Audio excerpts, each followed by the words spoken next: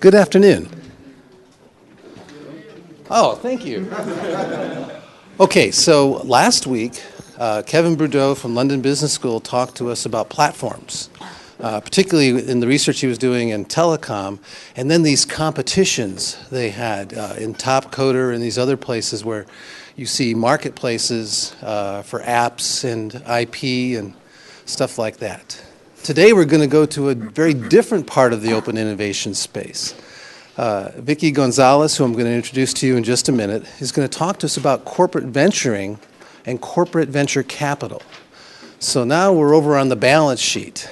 We're not only in the operating income statement, we're on the balance sheet side of things, and we're also not simply investing our own money for our own business. We're actually potentially investing, syndicating, and partnering with others.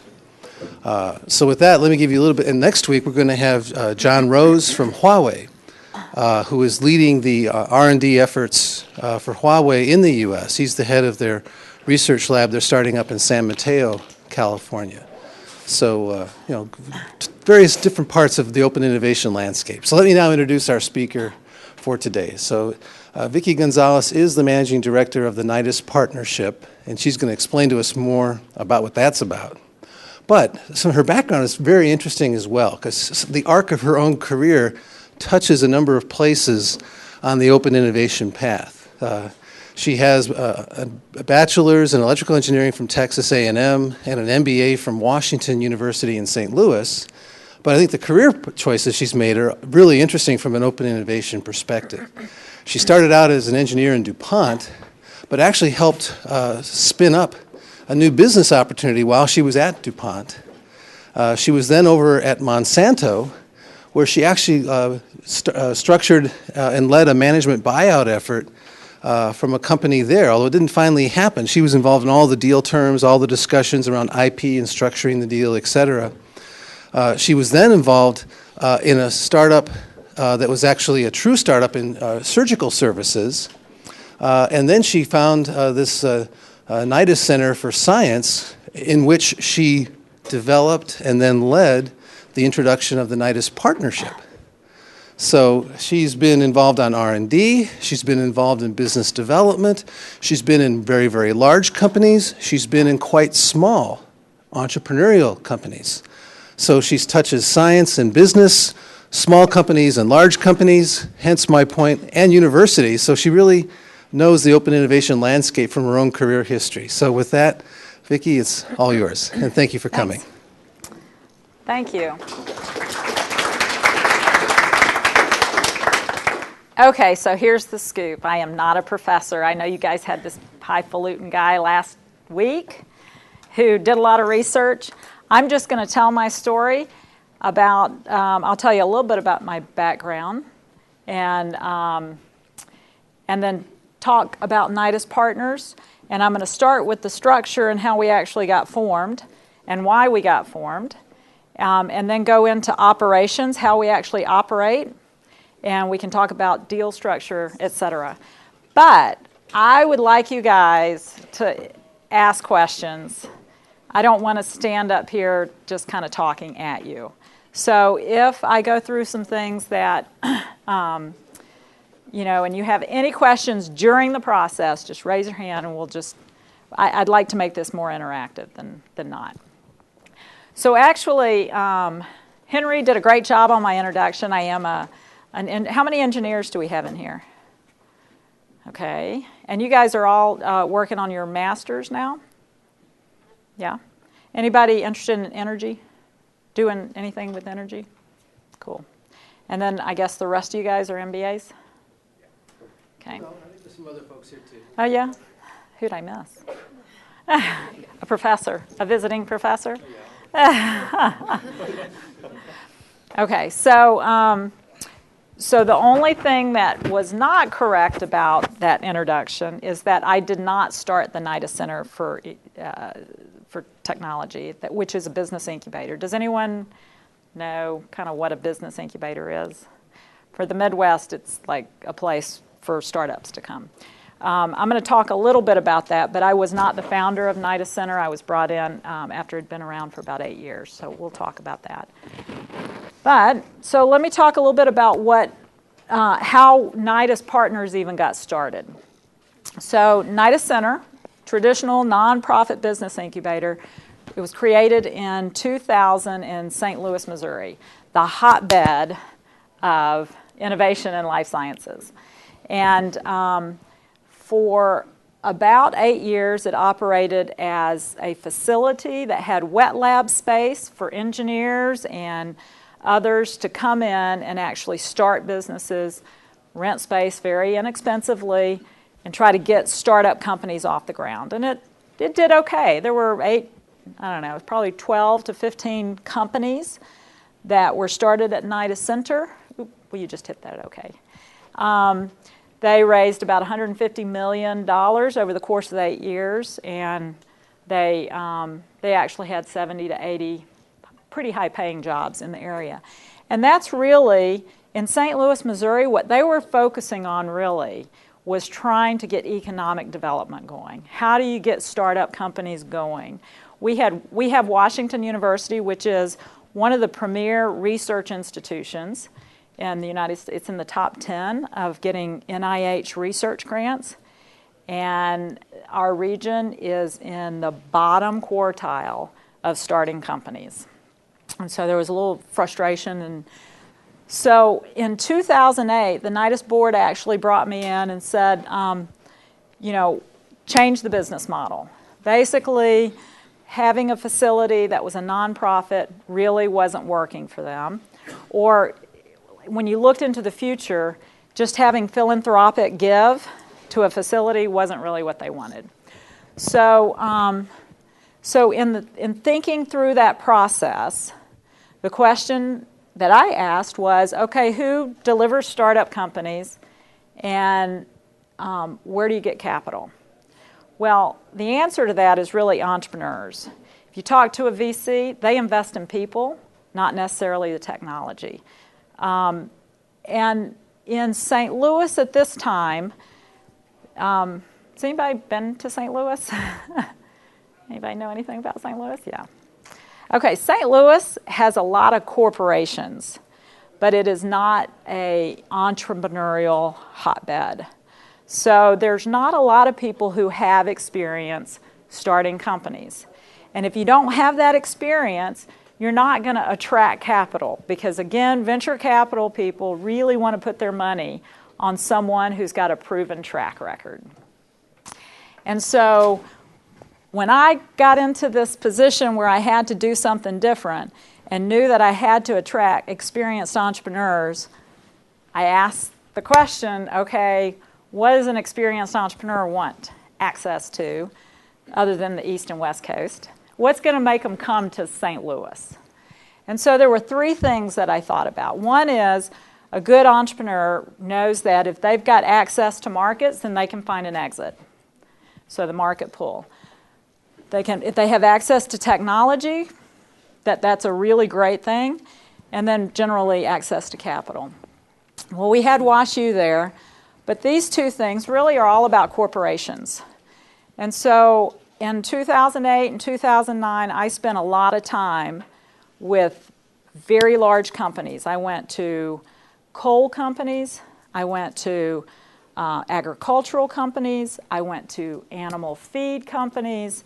I went to food companies and systems companies. And I asked the question about where do you find your early technology? When you find that technology, what do you do with it? How do you evaluate it? And what are the gaps that you are seeing in that process? And I generally was talking to the CEO or someone in the C-suite. And so generally, very strategic people. So everyone said, technology is important. It's critical for our business. And then everyone said, we have no idea what to do with really early stage technology. We don't know how to evaluate it. Our people don't know how to evaluate it. So we don't know. So that, to me, was an opportunity. And so that was kind of how I began to think about Nidus Partners as a vehicle to engage. So how am I going to get these corporations engaged so that I could attract entrepreneurs? So that was kind of how my thinking went. I didn't go trying to raise a fund, and I didn't, I mean, I had a very specific purpose here. So, so what did we do? So first of all, I should tell you that Nidus Partners is not a venture fund. We're not a seed fund. We're not an economic development entity. And we're not a business incubator. It is a limited partnership. And so the way we structured this was I found 2 business partners. And these guys, I have Mitch Hine and Ted Briscoe, both spent years actually on the West Coast as entrepreneurs. They're brilliant, they're way smarter than me, and they're great business partners. So the 3 of us formed an entity, and we went to the corporations and we said, okay, you've got 3 experienced entrepreneurs here. Let's see how we can form this partnership so that you can have access to technologies and have someone to evaluate them for you. So that at least intrigued the corporations. As we developed the partnership, there were a couple of other things they wanted. They wanted the right of first offer for some of the technologies coming in, and that was fine by us. But one thing that really surprised them in the process was the strategic insight that they got from other corporate partners at the table. One of the first couple of meetings where I had multiple corporations and I was trying to sell, I was in sales mode, trying to get people to join the partnership. We had a coal company, we had an agricultural company, we had a food company, and I think we had a chemical company in the room. And literally I had people telling me, how do you even connect those dots? The conversation was actually fabulous. And it was fabulous because every single one of those companies, first of all, thinks about innovation and technology in a very open and similar way. But they all cared about energy. And for them, the whole energy space was an area that is extremely high risk for them because it is so unknown. You don't know what's happening with, or what's going to happen with CO2 credits. Are they going to, are you going to get charged for them? Are you not? You don't know about, the biofuels and renewables. What happens when electric vehicles come out, and what is that going to do to the electricity and peak demand? All of those issues they're just unknown. And so when something is unknown, the risk is extremely high. And so we had some pretty interesting conversations those first couple of meetings where the corporations actually were willing to join the partnership because of that very first thing, with the strategic insight that they get from their other corporate partners. So what does Nidus Partners provide just as a competitive advantage in general as an entity? We have that diverse market and technical insight from corporate partners. We live, eat, and breathe what we call market pull. So there are a lot of cool technologies out there, and you can pick them up and you can do all kinds of cool things with it. But if you don't know how it's going to fix a problem or who cares, then who cares? You're wasting your time. So for us, there has to be what we call a market signal for any technology that we're even going to listen to. And we develop that market signal in conjunction with our corporate partners. They're the ones that help us put that together. And then we've got experienced entrepreneurs. So those are our 3 competitive advantage. So I want to talk a little bit about the power of partnering. And again, this goes to this issue of how our corporate partners started thinking, but there's an advantage not only to the corporate partners, but there's a huge advantage for us as entrepreneurs. So for the corporate partners, they were getting in a room, as I said, and you have a coal company who was telling these companies that they didn't think CO2 sequestration was going to work long term. And when you have a coal company saying that, you know that there's an opportunity. But for us entrepreneurs, every energy technology we've ever looked at touches on those 4 quadrants. And so if we have corporate partners in the room who can give us a perspective on how a new energy technology might integrate with the traditional grid, or how it's going to impact it, or what the pricing here is going to do to our business, or someone in the energy utilization space, someone in the transportation who's starting to look at biofuels, General Motors who's looking at electric vehicles and what they're going to do and how that impacts, again, peak demand. You talk to a utility right now, they are incredibly concerned about what's going to happen as electric vehicle use goes up and when people charge. And if they lose control of that process, their peak demand is going to go up. And I know in Missouri, and I don't know the situation in California, but in Missouri, if the peak demand goes up, they're in big trouble because they don't have the capacity to meet it right now. And they won't over the next 10 years. So being in a room with a company that is thinking about electric vehicles is really important to them for a utility. Same thing with engineering and information systems. Any technology we've ever looked at, information is critical to any technology at this point. And for most of these technologies, engineering is pretty important. And then the supply side, the whole kind of concept came from the renewable and particularly the biomass, because there's an intersection going on right now between agriculture and energy, where you have a tremendous amount of biomass that's wasted, and there's a lot of CO2 produced along with that. And the question becomes, how do you convert that into something that is an opportunity, not a cost to your business? And that is really why our first 2 partners, Monsanto and Bunge, actually jumped into this game, because they recognized that CO2 conversion and biomass conversion was a real business opportunity down the road. Any questions?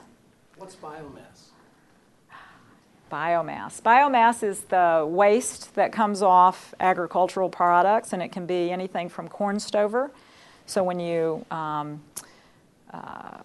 harvest corn, you go for the kernels, but there's the cob left over and all the stover. And the question is, what do you do with all that? And so, because there's still a lot of actual valuable product left in that biomass. It can be, I don't know, I had a discussion with Pepsi. You couldn't even guess how many billions of pounds of orange peel they have. That's a biomass. So what do you do with it? Right now they're having to pay to get rid of it. But there's some real valuable product in that orange peel. So how do you convert it, and how do you do it efficiently, and how do you create a business around it? So that's what we're talking about. Yes. Did you make sure you had one company from each segment? Because my first thought was, well, you're going to have a bunch of competitors in a room, but then you mentioned all different industries. So great question. So the partnership is structured. The maximum number of partners we can have in the partnership is 8. And once you're in the partnership, you have veto rights. And so Monsanto and Bunge, and our third partner is Novozymes, which is a Danish company that produces enzymes. If someone comes to the table and says, I really want to join Nidus, there has to be unanimous consent, including from us, the general partner, that they can be at the table. And then how does it practically work? So like you get 8 people in a room and then someone brings up an idea that they think this is an interesting technology and then everyone contributes capital, or does that people opt in, or how does it? Yeah, so you're just great. Did I pay you to ask some really good questions? So let me go through the structure because it'll partially answer your question. And then I'm going to get into the operations of what we actually do. And I should say that the whole reason that I am standing here is because I had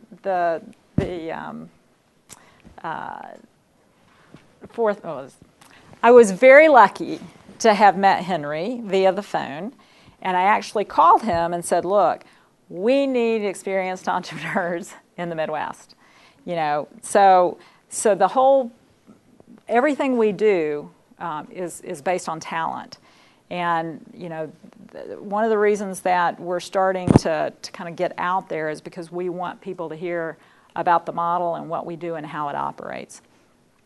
So the Nidus structure is set up kind of like a venture fund, but we're not a venture fund. We don't have enough capital. So there is the partnership where the limited partners kind of reside. They put their money in here. There is a managing partner, and this is me and Mitch and Ted. All of our startup companies get formed under Focus First. Focus First manages all the operations of the partnership. So we make all the decisions. Our limited partners have no say in what technology we decide to invest in.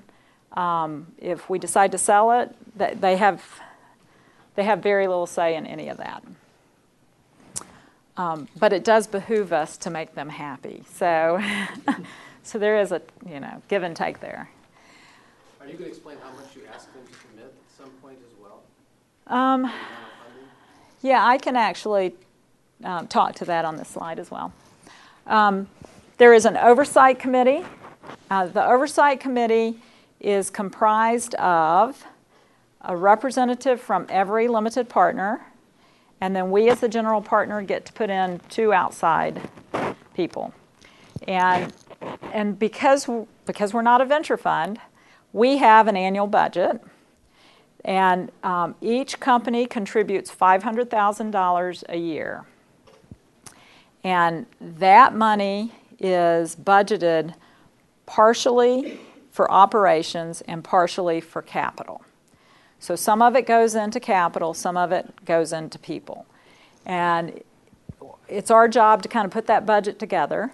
And it's the oversight committee looks at it and says in big categories, okay, we understand where you're spending our money.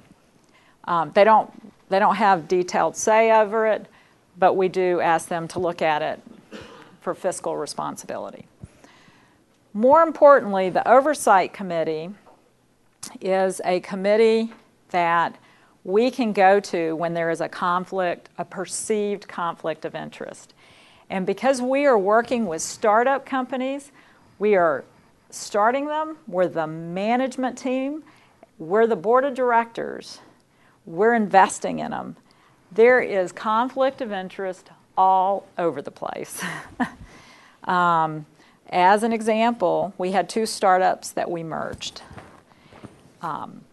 And because there had been some outside money put into one of them, we wanted to make sure that there was complete transparency in why we were doing it, how we were doing it.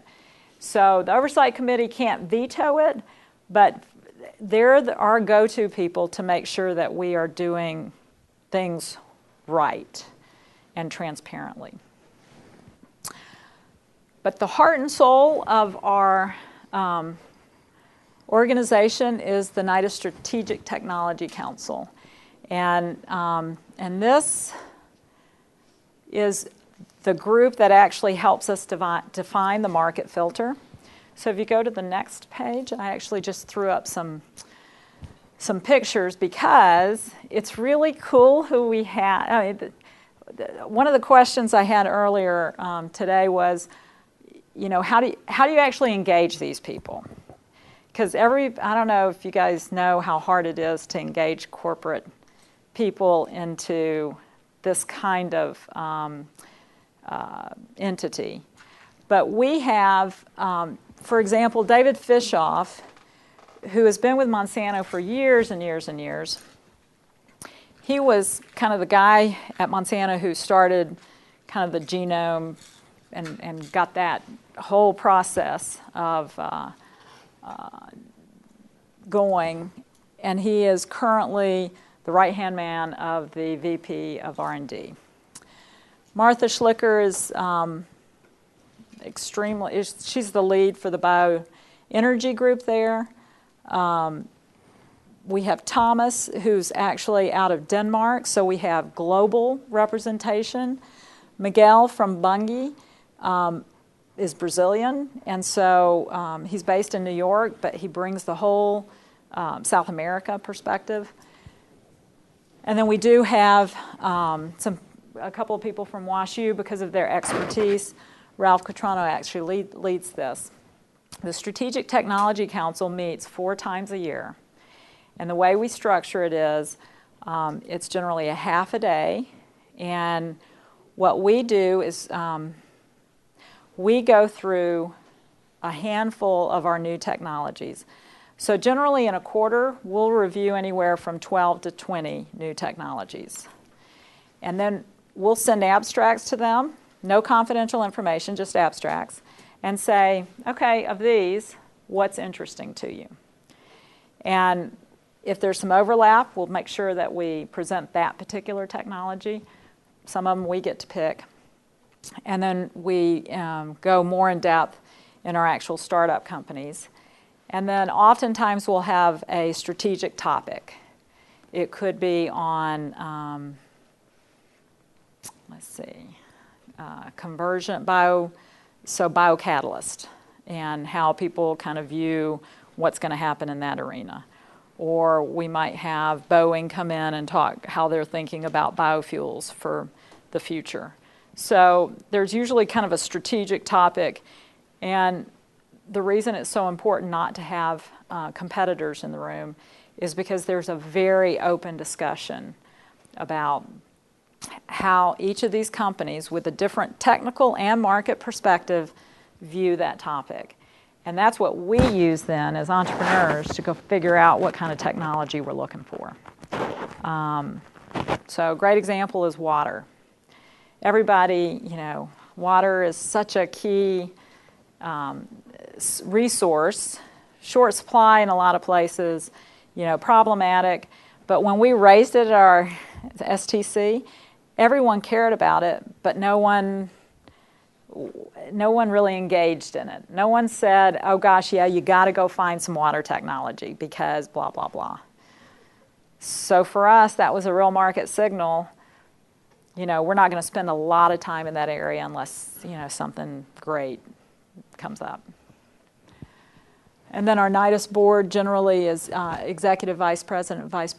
Tom Melzer, who is founder and managing partner of Rivervest, which is a local venture capital in St. Louis. But Tom also used to be head of the Fed in St. Louis.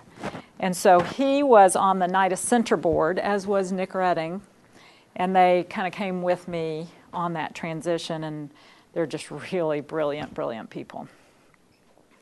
Another thing I really like about what you've done here is at the board level, you've got very senior executives from your partner companies, and then on the Strategic Technology Council, you've got senior but subordinate to the board level people involved in the more operational activities. So you've got 2 levels from Monsanto, 2 levels from Bunge, 2 levels from Novozymes, which I think is a really nice structure, because that way you have both an executive level relationship as well as an operational level relationship.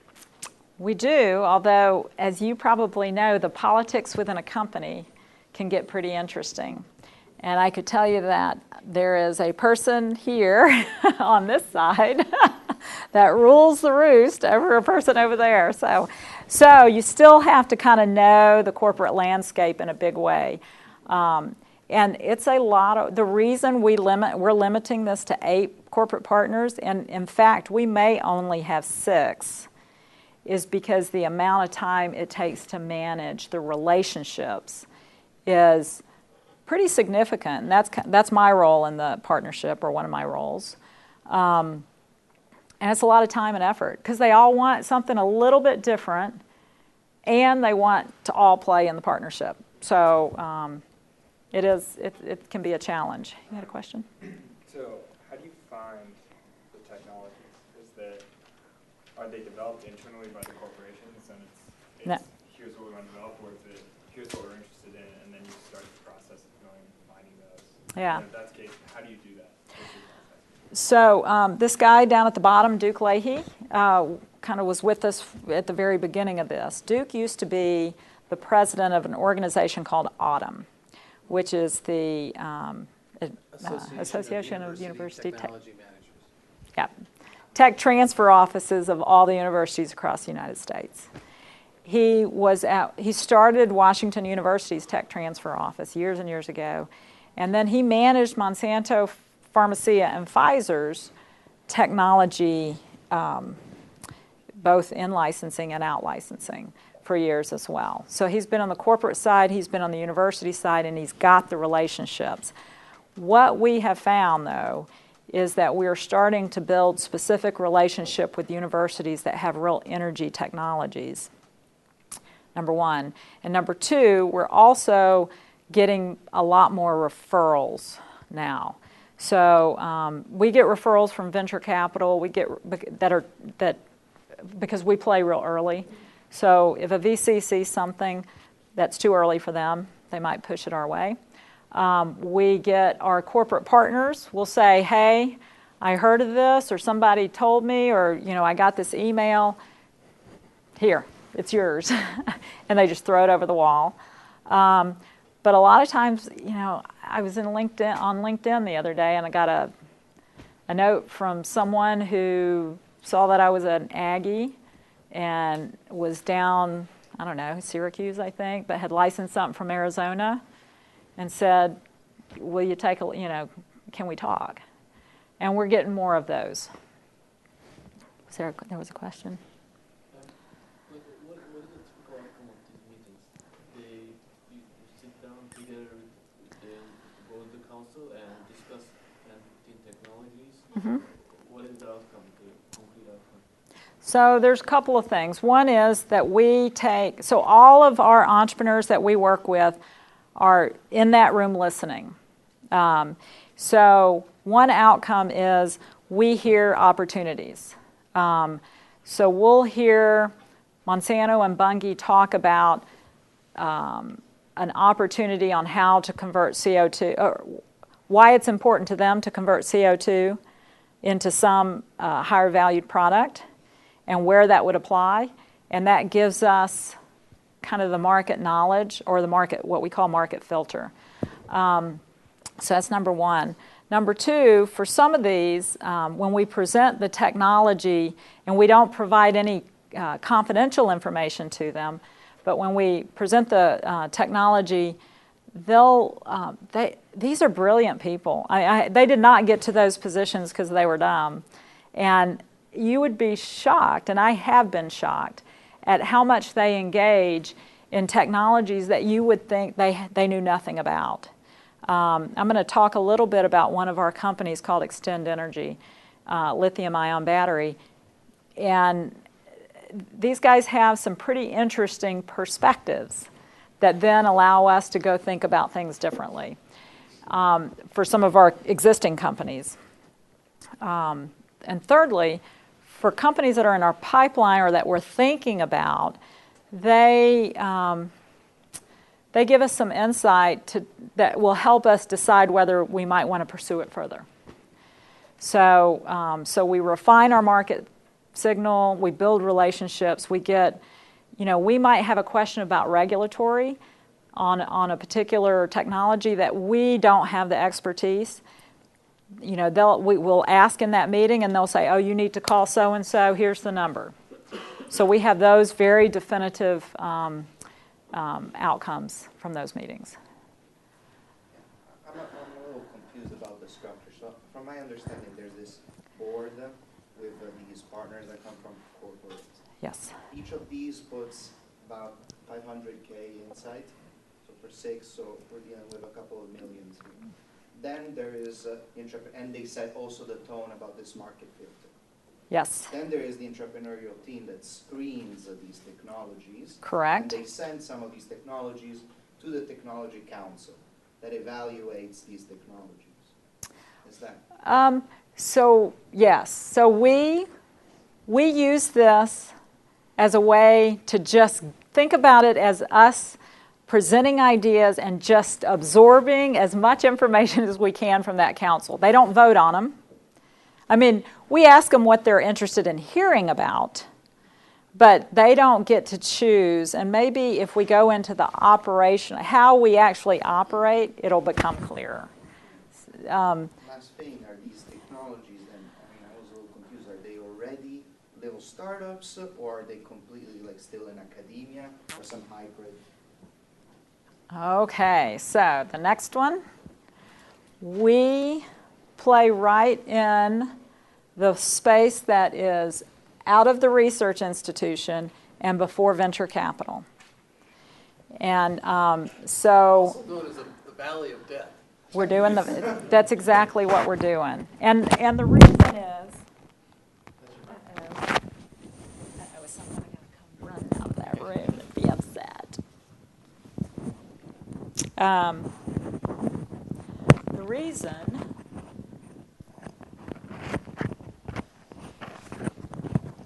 is because it's a real opportunity. And we don't, I'll reiterate this, we're not a fund, so we don't have a lot of capital. So in order for us to leverage our resources, we have to create the company and license it. So we get founder shares. We then manage it through a de-risking process. So we actually use convertible debt to get some compensation for managing the company through that process.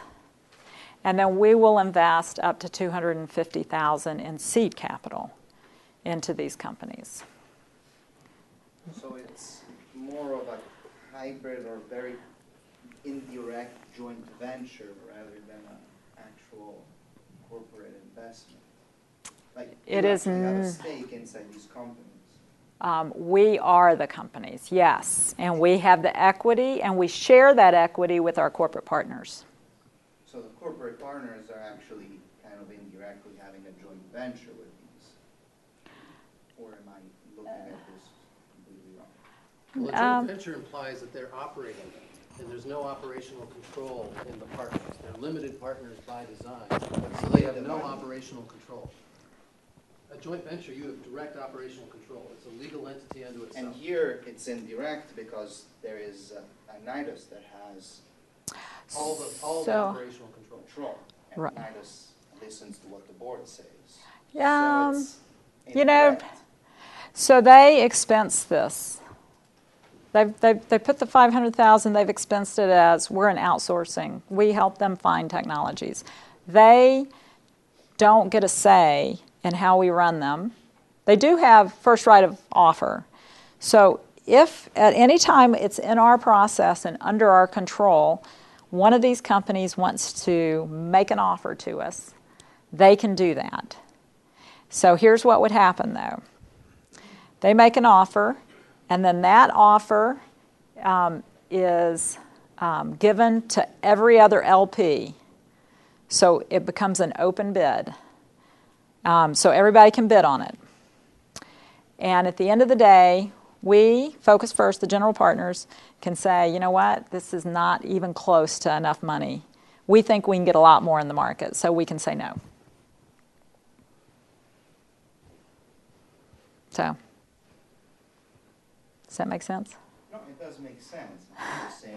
I'm just thinking rather like, so they don't necessarily, I mean, the first offer doesn't mean that they actually get a hold of the company if it's successful. Correct, but I'll give you some very specific examples of how they are participating in these companies. So that maybe that will help, because This is a really unique model. We haven't found anything quite like it, and what drives it are the people the companies have complete ownership for this. The people that are on that Strategic Technology Council love coming to our quarterly meetings because it's their meetings. And they design it, they love what they get out of it, they love hearing what other strategic partners have to say, and they like interacting with entrepreneurs. So there was a question back here, and then I'll... What's your typical turnaround time from the start of the process to actual investment? Because I can imagine that with the council so large, you mentioned processes so much throughout your presentation. I imagine that it's a very lengthy process to do that. Versus the benefits of going with an angel investor and just, entrepreneurs who can capital right away. Yeah, so why don't you go to the next slide and we'll talk about that. We have a very defined three-phase process.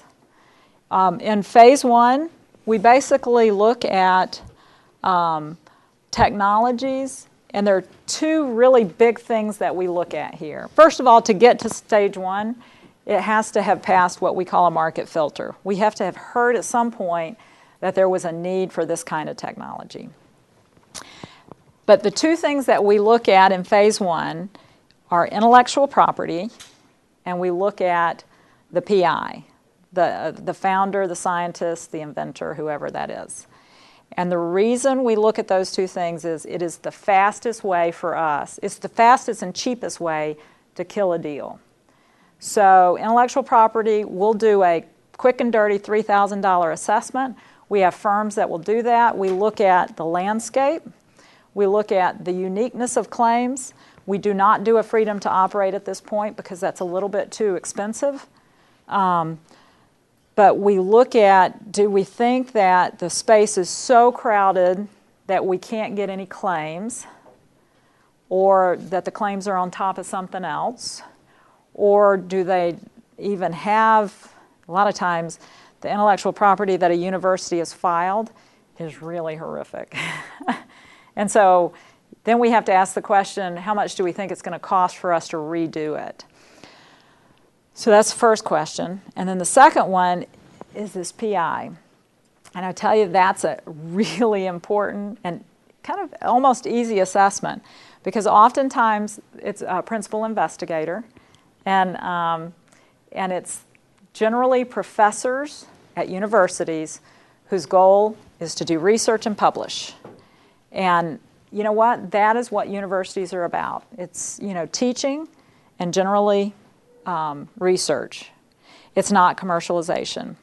But if you don't have a PI who is really willing to work with you and do the experiments, what we call the killer experiment, what is the next experiment to prove that this thing, is going to fail or work? And that's not what you do when you want to get research grants. You want to just keep having positive results because you keep getting money. So we really do an assessment of the professors or the inventor to understand, is this person really focused on moving this in a commercial direction? That generally takes a couple months. We'll spend up to about $5,000. And if it looks good, and there's someone in our entrepreneurial stable who's willing to do some of the work and pull the load, then it's at this phase that we'll start a company, we'll license the technology, we'll start looking at the technical feasibility and scale-up issues. We'll start looking a bit at the regulatory. We'll do a deeper dive on the IP. That's where we do the FTO. And we will do... We'll start looking at kind of the market issues, but we actually save market usually for the very last. We'll spend anywhere from $50,000 to $100,000 in that phase, and these are just kind of broad guidelines. Every deal is different. And are you typically the only firm on the scene? Investor? Yeah. No. Are you? Unfortunately, we would like to be, because we spend way too much time trying to raise additional money for our little tiny companies at this stage. But we have had to go out and get side-by-side funding during our phase 1, 2, and 3. I mean, generally in 2 and 3. Well, okay, but then you get side-by-side funding, but then are you competing against people? No. Like when you show up, typically? Oh, competing at the university for the intellectual property? Yeah, so like other firms like yours or groups of investors who focus on this portion of the funnel, the development funnel. I'm just curious, as I hear a lot about, it's more visible to us where the cycle is as far as the number of venture capital firms and how saturated that market is from, Right. From a capital availability standpoint. Right. But I know nothing about This stage? Right, so I'm curious as to. So the trends from a venture standpoint is that they've moved farther down the path. So generally a venture capital at this point is looking at anywhere from $2 to $5 million as Series A funding. At least that's our experience over the last 2 to 4 years. And because of that, this, if you go to the universities, they're dying at this stage because they don't have people who can pull them out of the university and get them started. Seed funding is tough to get. The problem we have in the Midwest, which you wouldn't have so much on the coast, but in the Midwest, the angel groups are actually, they're investing, but it is a long, hard process. It's way too slow for what we're doing. I mean, I'll show you some timelines on what we're doing. We're trying to get these out within 12 months, 12 to 18 months. Some of our angel groups take that kind of time frame to make a decision. And part of the reason is because they don't have the experience of doing due diligence.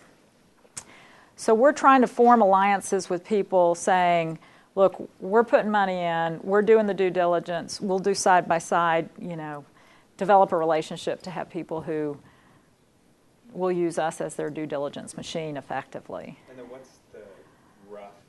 is there a rough equity breakdown? I will show you a cap table. Okay.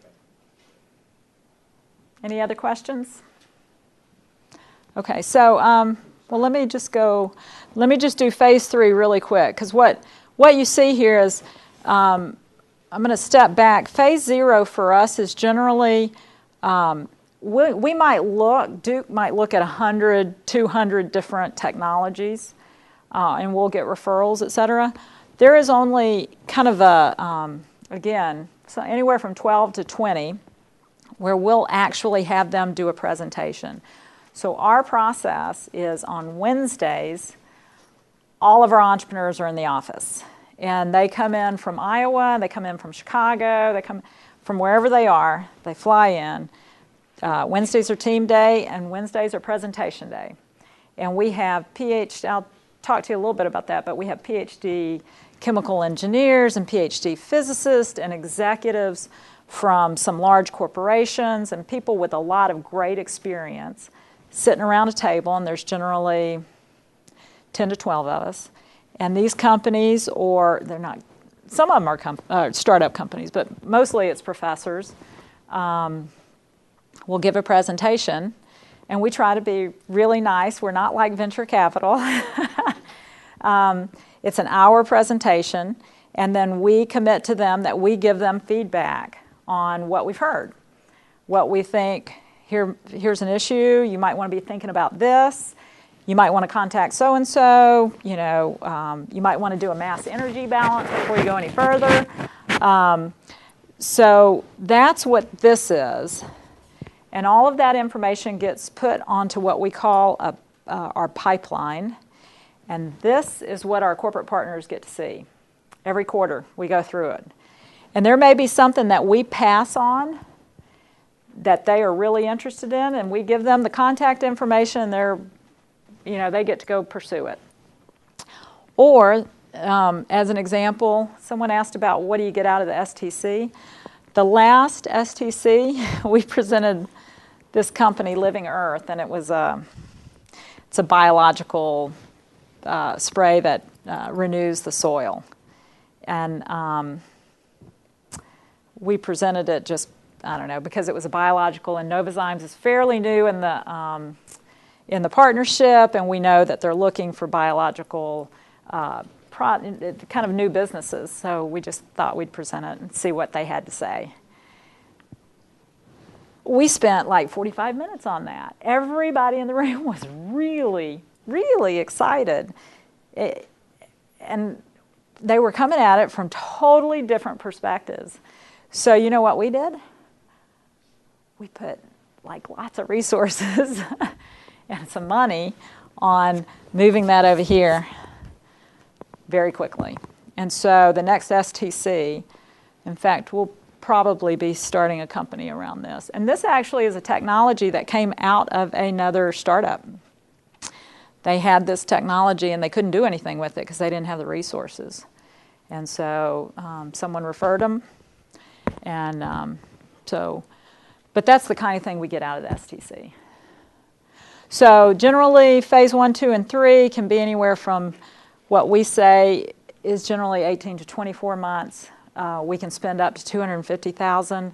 With 3 partners right now, we don't put $250,000 into any one deal. Okay. Oh, yeah. Are there cases that you just mentioned that if sometimes the council isn't interested, they can follow it themselves? But are there cases where the council, somebody there does not want it to go follow through here because they want to just take that idea for themselves? Well, so actually, AeroValve and Extend Energy, not any of our companies were really interested. But see, here's kind of the unique thing about this partnership. Because we're the general partner, we get to pick whatever we want. And we're very opportunistic because half of our income is coming from equity. So if we're not picking really well, so we have an incentive to make this work financially for us. The corporations see this very strategically. They don't have that same incentive, but I think they ultimately want to get there. So those are 2 that we had heard from other corporations were very viable business opportunities, but we didn't hear it directly from our LPs. But I think another way to frame your question was from the perspective of a professor Yes. who's got a technology.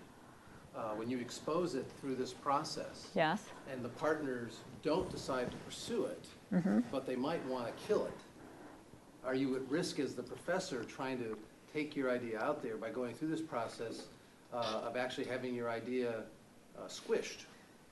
Is that a way of framing your question? It's a different question. Yeah, I was wondering if some of the partners are out for their own best interest and they don't want to collab. Yeah, well, they don't want to collaborate with here and see go through the phases. They might say, "Oh, that's a bad idea," and then they go. Oh, and they go get it themselves.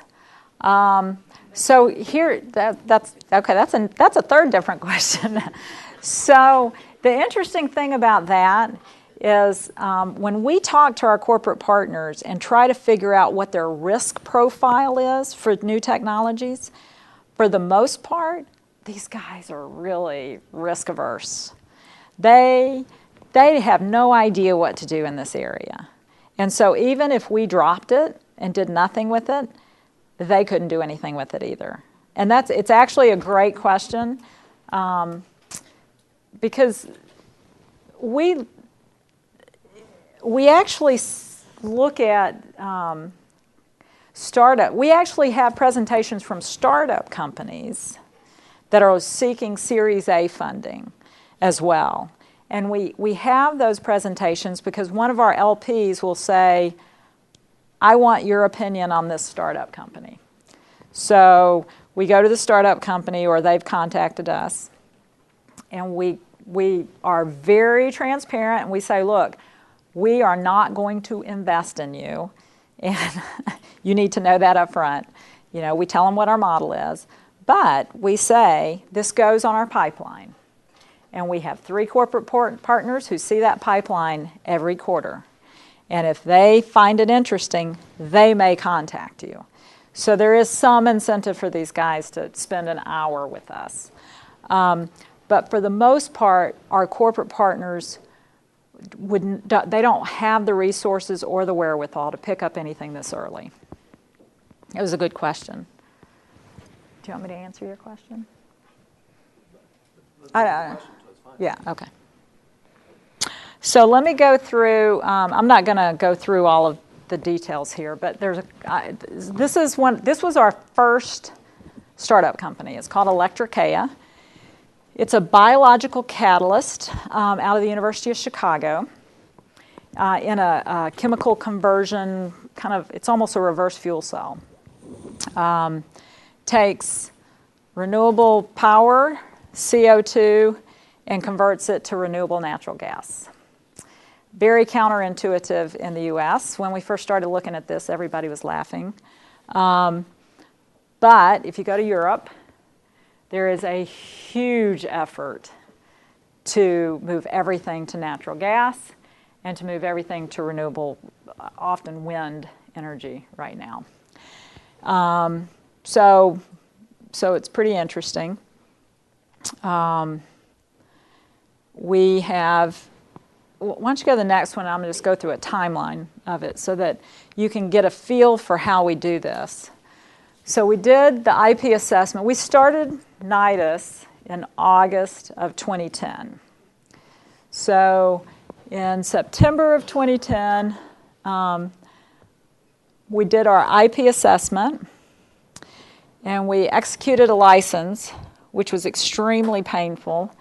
And I have to tell you, we started this before we started Nidus, just so that, in full disclosure, licensing from universities is not a really fast process, but we're actually getting better at it. And we can talk a little bit about that as well. Formed LLC and licensed. One of the things that we did, because this was such a, this was basically an engineering issue. I mean, this was really the mass energy balance, and can you build a unit at an appropriate size, cheap enough, with a little enough capital, and is the conversion rate high enough to make this a real business model?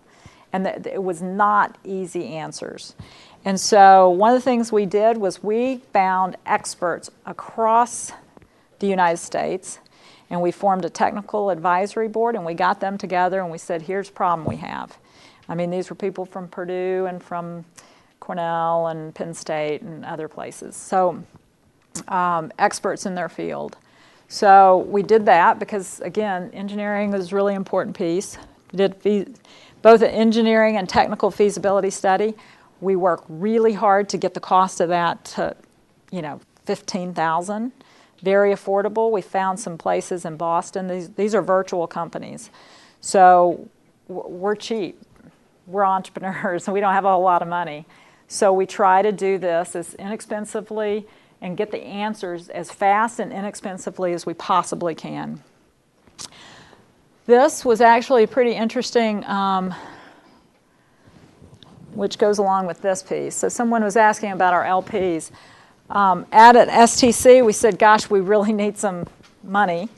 One of our LPs said, I'm willing to give you some money in exchange for a license, an exclusive license in a country. And we said, okay.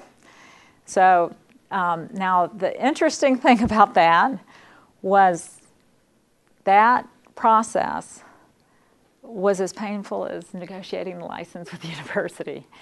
And part of the reason is, again, you're talking about corporations that have no idea how to operate at this stage. And so you had to teach them, and you had to tell them what a sponsored research agreement was, what an option to license was versus what a license was. I mean, it was very painful.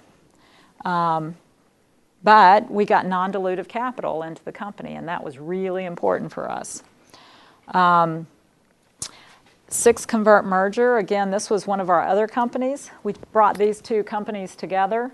Again, that took options and units, and we had to do all that cap table merging, and then we had to go to our oversight committee and say, here's what we're doing. And so it was, a lot of effort there. what we're really excited about, we applied for a grant in Denmark. We were awarded in December a $1.2 million grant for a demonstration project. So Electricaea has actually graduated from the Nidus process, and that actually is defined in our partnership agreement.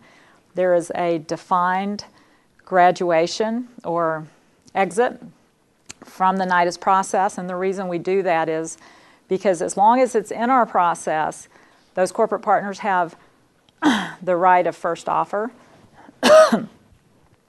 And so there needed to be a finite end because we're out raising Series A funding. And so that's what we're doing with that company right now.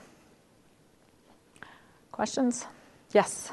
Just a quick question. So if your partners don't make an offer and get ownership of the company, they don't have any ownership, right, of the company that are in your pipeline? They do have ownership. So I don't have, I should have made a slide of this. So let me explain how it works. Why don't you go to the very last, how much time do we have? We are probably another half hour. All right, go all the way to the cap table at the very end. I don't know if you guys can see this. Is that like too hard to see? So the first kind of units that are in the company are these founder shares. We start the company, and generally, if an entrepreneur brought it to us, they can earn 5% of the founders' units. If not, you know, Focus First and the university will split somewhere 75, 20, no, not 25. Generally, it's 80 to 85% Focus First, 15 to 20 to the university. Of those founder units, 50% go to the limited partners, 50% go to the general partners. And then Focus First will actually put in capital. So we'll put in money. And for this particular example, we put in $100,000, but we put it in as convertible notes because we can't, it's too early to price, be very difficult to price. So those notes should convert when the first money comes in. And when those notes convert, we keep a log of this, but 20% of that investment goes to the general partner, 80% of that investment goes to the limited partners. And then Focus First is the management team.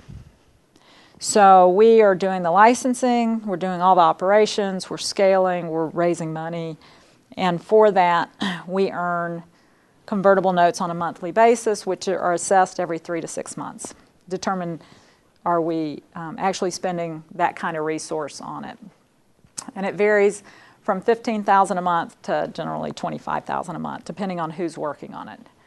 And of those notes, 50% goes to the general partner, 50% goes to the LPs. So when they actually make an offer, they buy back the general partner offer and the other LPs? They would make an offer on the company, and there would be effectively a discount for them because they would own a piece of it.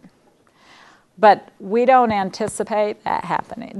We don't anticipate them making an offer on the company at this stage. Part of the reason they got into this partnership is because they don't do this stage very well. And a lot of these companies, even when they graduate from Nidus, still have pilot or demonstration projects that have to happen to really prove it out. These companies, for the most part, are pretty risk averse. They don't want to put their money or capital in. They don't want to fully fund it until it's the risk has gone way down. But it varies by company. Monsanto takes more risk, Bunge less. Utilities take no risk. And we've talked to several of those. So let me just kind of finish going through these. Generally, you know, the advisors will earn convertible notes as well. The inventors, it's really important to get them engaged in the business. So we'll give them some ownership. Generally, they get both some of this, and then on an ongoing basis, they'll earn some for participating in the company. And then an equity incentive plan is always set up with some specific milestones so that they can earn as you hit the milestones. So when the Series A comes in, We take a beating. Go ahead. You take a post-money value of the business, and then based on the investment amounts, that's how the equity is calculated? So if we get really lucky and we get a VC who decides to put their money in and say, yep, we're going to play fair by you and we're going to let you convert your notes below the line, which is doubtful. We'll know in the next month or two whether that's going to actually happen. There is, on these notes, and depending, it's time-based, there's a 10% interest. So if you have your money in for all 12 months, you earn 10% on that. And then on top of that, you get a 25% discount for whatever price they come in. And that's a pretty typical way to do it. But if you can't play in Series A round, then generally you're probably not going to get your conversion. They're not. They might be nice to us, but I doubt it. Oh, so it's not a discount on the nominal, on the amount. So it's a discount. Convertible. It's you can participate. So if they come in at $1, let's say that the unit's $1 per unit, then we would be able to convert our notes at 75 cents. Okay. Yes.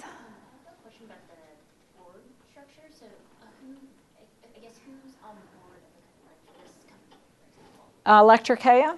Right now, I'm on the board. The CEO, which is Mitch Hine, my partner, is the CEO, and he's on the board. And we actually have some other money in. So I think there's an outside board member, but as you can tell, we don't meet very often. I mean, it's a board just to make sure that we've got all the documentation. Generally, when we start a company, the board is the managing partners, unless there's an outside person who's put money in. Yes? Can you explain again that expression that you use, like convert the notes below the line?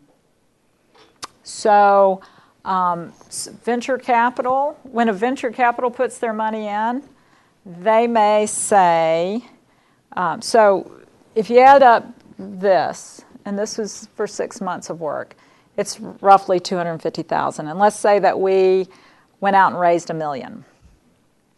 So our preference is that literally Series A funding would be 1.25 million. So we would be with the Series A guys.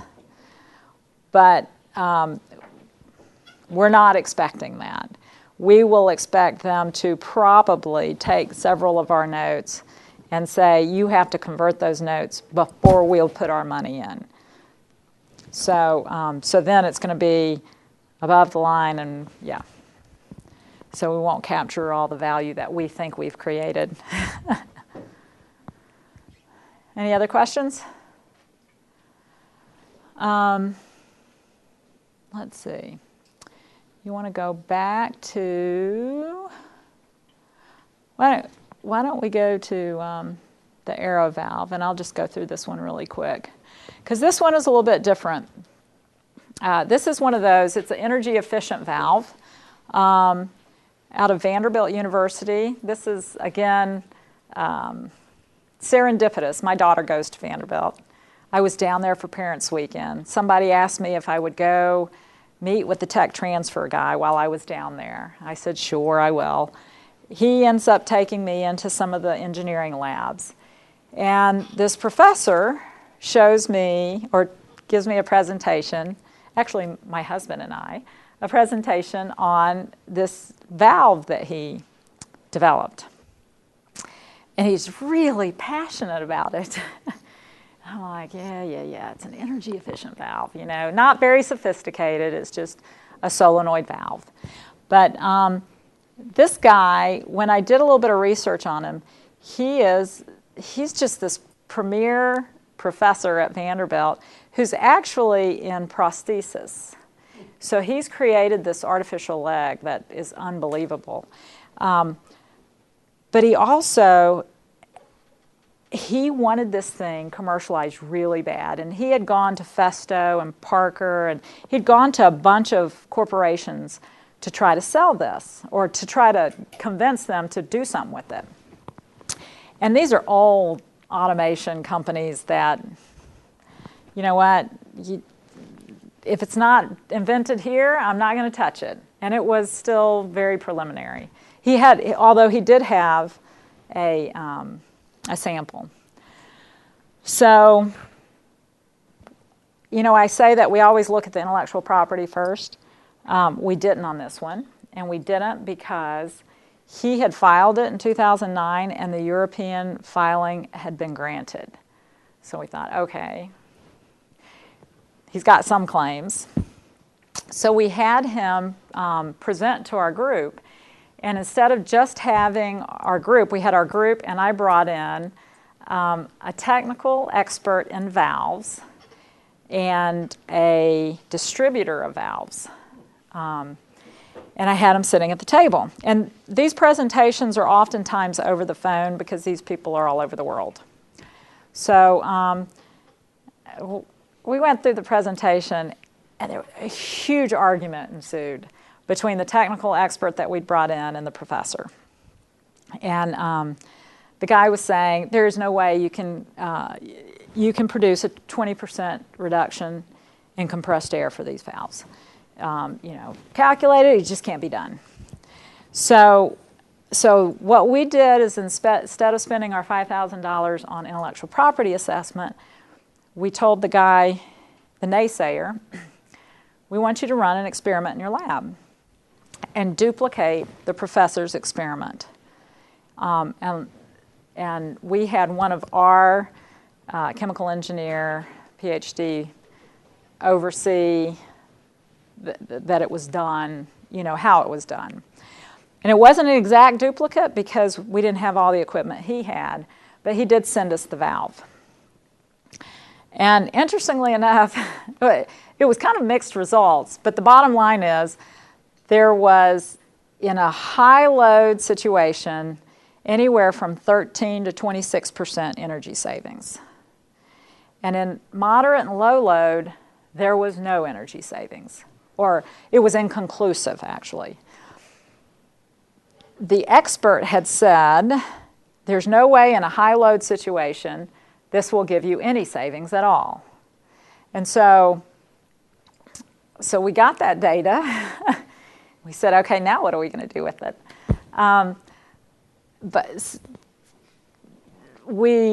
So the next thing I did was Michael, the inventor, knew somebody who used to be the CEO of Festo North America. And Festo is one of the leading valve manufacturers in the world. And this guy, Michael had known because he'd done some work for him a long time ago. And he gave me his number, and I called him up, and I said, here's what I've got. What do you think? And the first words he said is, if Michael Goldfarb is doing it, it will get done, it'll be right, and he will deliver. And if he's working on it, I want to work on it. Yeah. So remember I said this is all about people? You place your bet on talent. And I thought, wow, that's pretty cool. And the second thing he said was, anything that's energy efficient is going to be huge. I mean, and he literally went down and said, okay, you need to deliver at a minimum of 18% energy efficient. It's got to be plug and play. It's got to be cost competitive. It's got to go in an actuator. I mean, he literally went down and told me exactly what we needed to do to commercialize this. And he said, I'll be on your advisory board. And so I started a company. And we license the technology, and we just got the license agreement signed last week. So we're actually pretty excited about it. But here's another kind of challenge that we have. So see the I-6 grant for $125,000? We had presented this. I-6 is actually a federal program that goes to the regions to put money into really early startups. And it has to be companies that have no money in them yet. So perfect. AeroValve is going to be perfect for this. We presented. They have the way that they operate is they have a community board that listens to the presentation, and then they vote. We were the only deal that got unanimous approval of everybody from the community board. And then when it came down and they sent me the papers, they wanted board control for any expenses over $15,000. And it was just crazy.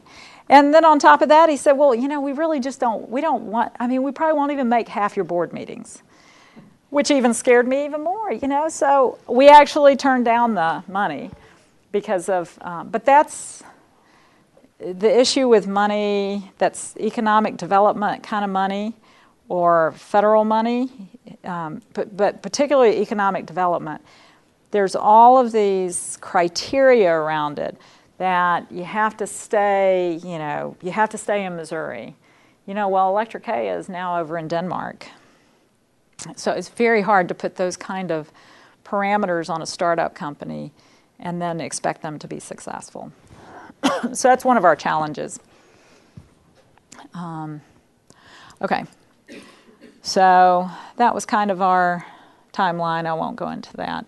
So let's go into the next resources. So how do we operate? We have what we term loosely an entrepreneur in residence program. Yes? In the operational process, are there any items that you are currently thinking about improving, etc.? Are there any particular points you find inefficient or want to improve? Oh gosh, we're all inefficient. Well, for the deals that we're doing, we're actually getting them through pretty quickly in the general scheme of things. Licensing is pretty difficult. For example, Vanderbilt, we had the terms agreed on back in November, I think, maybe early December. And it took from that time until last week to actually get the signed document. So that's a little bit painful.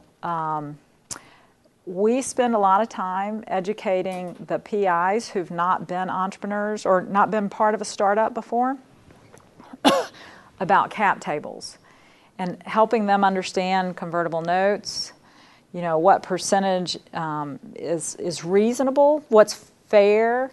And we do try to we really want to be fair, because if someone feels like they're not getting their fair share, you've really screwed the company. So we do spend a lot of time on that, and I think if we could find a way to efficiently do some of that, that would be a good thing. Entrepreneur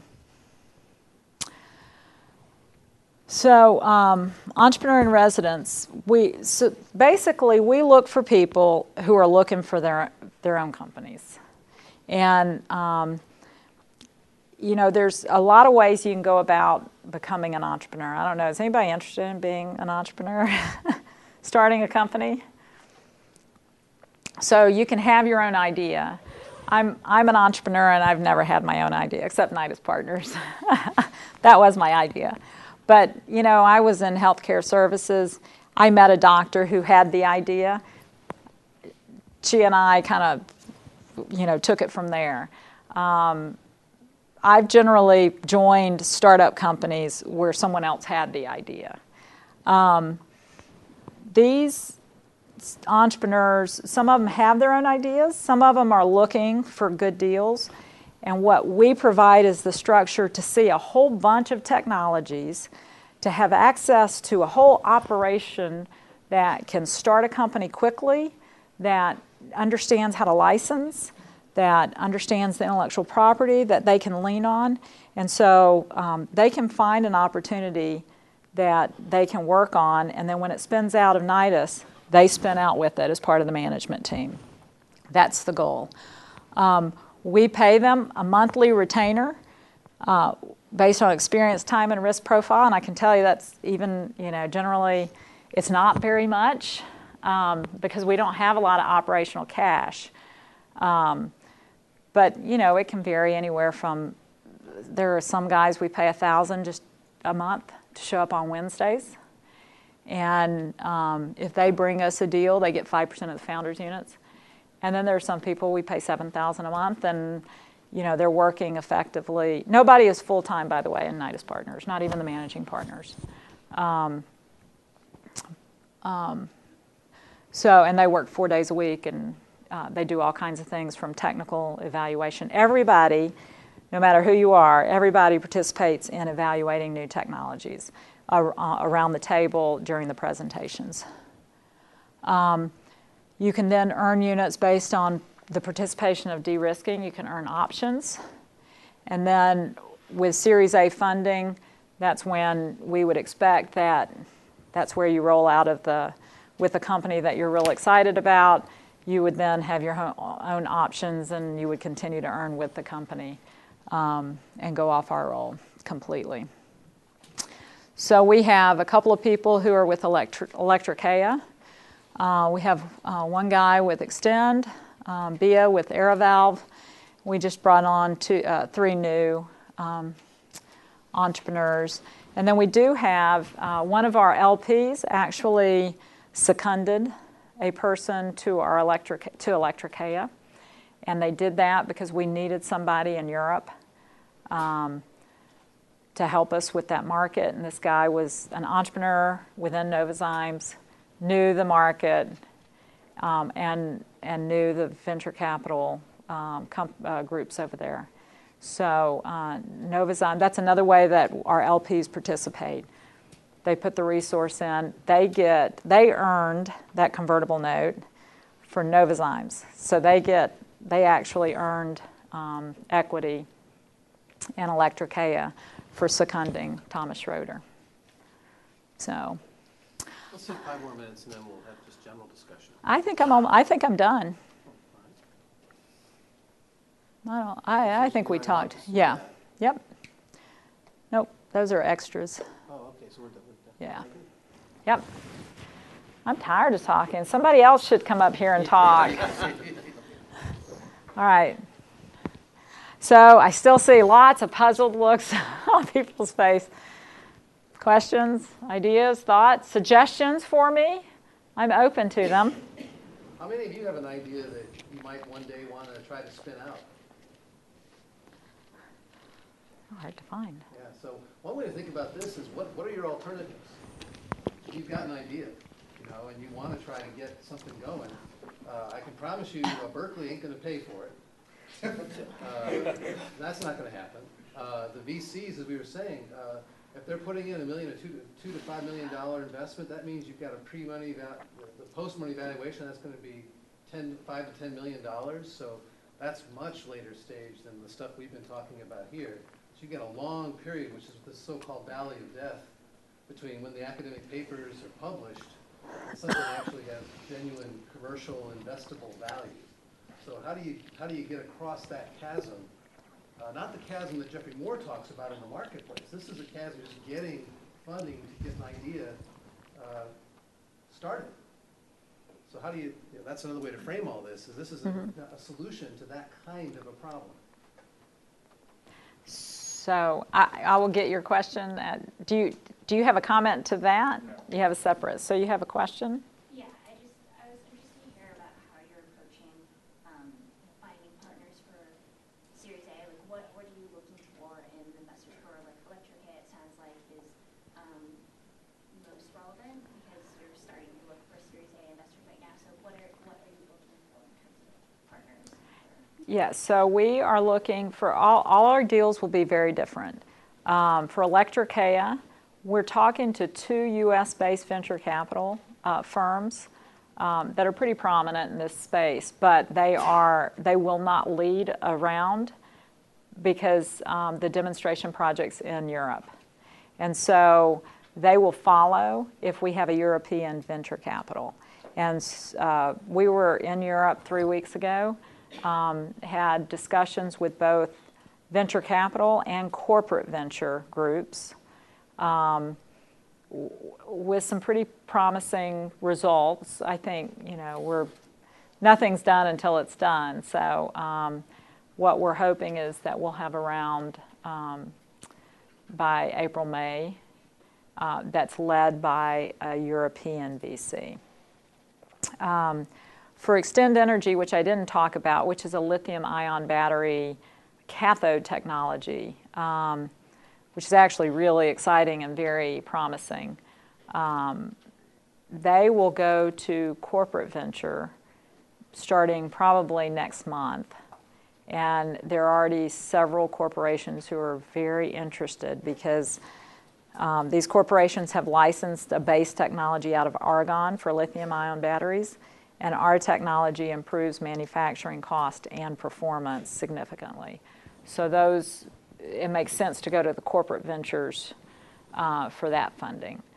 For AeroValve, it's not a big enough deal to actually probably be a venture capital deal, but there are angel groups that are focused in that area. But we actually applied for an NSF SBIR, and with a little bit of luck, if we get that with phase 2, our goal is to flip that one really fast. We want to just get it market tested and then scare the companies that we're going to go out enough that they'll pay something for it. So we probably won't go for VC on that one. Yes? So beyond within the company itself, how are you guys trying to influence the environment within the St. Louis area, whether it's influencing government policy, creating an entrepreneurs, or a culture of tolerance for failure or innovation? Wow, that's a really good question. Are we being recorded? You have the ability to do some editing post-production if you want. So, St. Louis, first of all, I'll say that there is a lot of really exciting activity going on in St. Louis, most of it in the life sciences area, because a lot of the research coming out of WashU is NIH funded from the medical school. So, and they've got some really exciting stuff. We have several entities, one called the Biogenerator that does very early, they run the I-6 program. They do seed funding and they'll do some kind of matching funds. There's a state program called Missouri Technology Council, MTC, Missouri Technology Corporation. I should know that, I'm on the board. But it is a state-run program that actually puts dollars into ideas funds, then goes to translational, ideas, seed, and then venture fund. So they've got 4 buckets that they charge, but again, it's awfully painful as well. So part of the problem I have is I'm somewhat conflicted in that, these are some of my deals that are going to these companies, and I'm trying to explain to these guys why some of their terms aren't really viable for startup companies. So, and I'll also disclose that I was on the board of many of these before I started Nidus Partners. So my board role has been on, over the since 2008, 2009. So Nidus Partners wasn't formed, and I was on all these boards, and I was in a nonprofit world.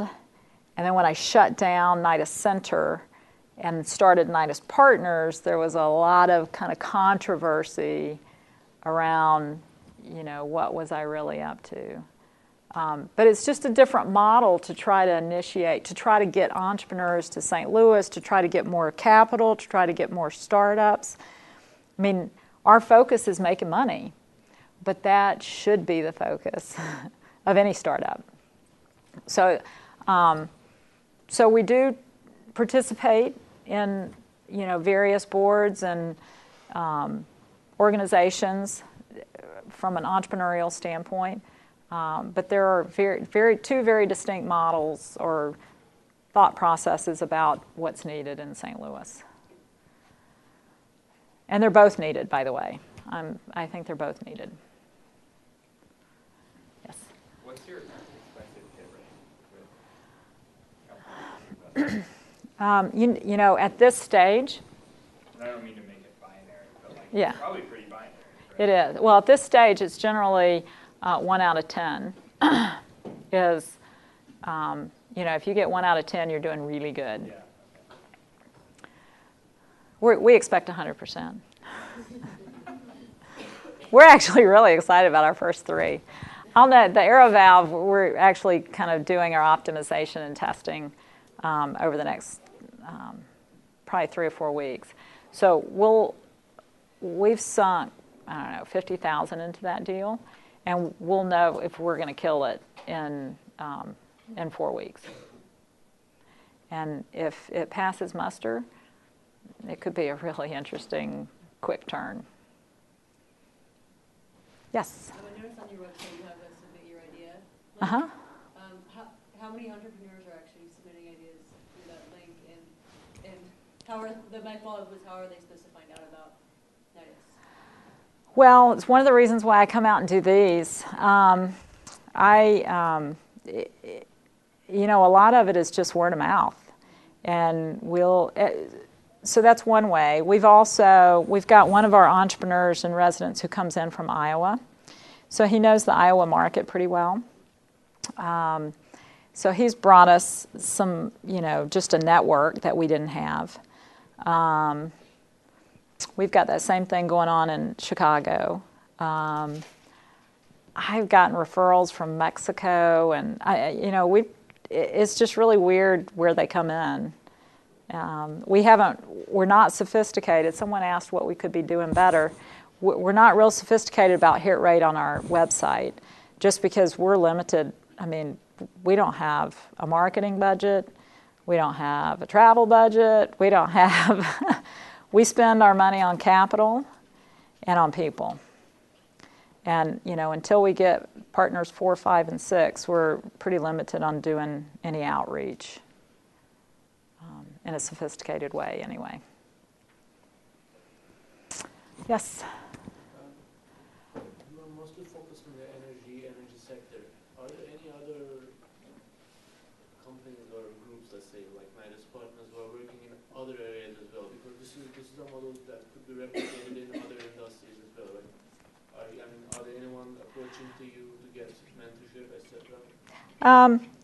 No, and actually, interestingly enough, when I came up with this idea, I went to companies like Express Scripts, BJC, which is a big local medical system, because all my background is really in healthcare and medical. And that was what I wanted to do. There was no interest from those companies. Energy was where it was, and energy was where I went. Unfortunately, I've kind of had to relearn that whole market. But there is a group up in the Northeast called Enlight. I don't know how similar they are in structure, but it is a consortium of pharmaceutical companies that are investing in biotech opportunities. There's an entity called Allied Minds. They do a lot of medical device and not healthcare, but medical device and therapeutic kind of area. And they work in the same space as far as the stage. So they only form companies and license. The big difference between them and us is that they have bukus of money, and we don't. They have one big LP. I don't know who it is, but someone's put like $300 million into them. So we're the poor stepchild. Okay, last question? Yes. No, I'm just trying to put it all together because I'm very confused. I hear always these venture investments and corporate investments. And I get confused because if a big company is interested in a technology, either they would buy it or they would partner up with them, I think, rather than giving them money like that they don't really have a control over the company. So I think what is offered by Nidus that is not out there is the possibility for these big boys to sit down on a round table and like see what the other boys think as well. Correct. And also it's dealing with an earlier stage, and so keep them alive until something doesn't happen, and then maybe we can jump in. So I think that's the difference. So there's one other really important aspect. We are not currently focused in anyone's real sweet spot. We're not looking for seed traits from Monsanto. We're not looking for enzymes from Novozymes. And we're not looking for whatever Bunge wants. I don't know what that is. How bad is that? Their core businesses, they do really, really well. So their interest in these, and I'll give you an example. We look at technologies that will improve the ethanol industry, particularly the CO2 footprint, because right now none of the ethanol plants in the Midwest can sell ethanol to California because your standards changed in 2011. And for that reason, the ethanol plants in the Midwest are hurting because they were shipping a whole lot out to California. Is this, ethanol from cellulose or from stock? Corn ethanol. So you guys are actually getting most of it from Brazil now, sugarcane. But so if we have a technology that can actually reduce the carbon footprint of an ethanol plant in the Midwest so that it meets the California standards, they can start shipping again, which is huge for these guys, and which is huge for which of my companies? Monsanto, because they sell corn.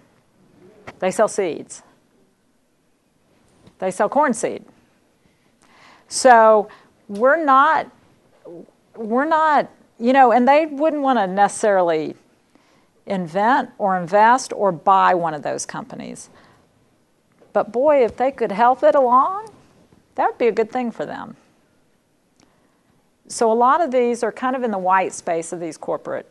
It may impact a supplier. It may impact, a customer. It may impact their bottom line in some form or fashion directly. But more often than not, it's probably one step removed. Okay. Please join me in thanking our speaker.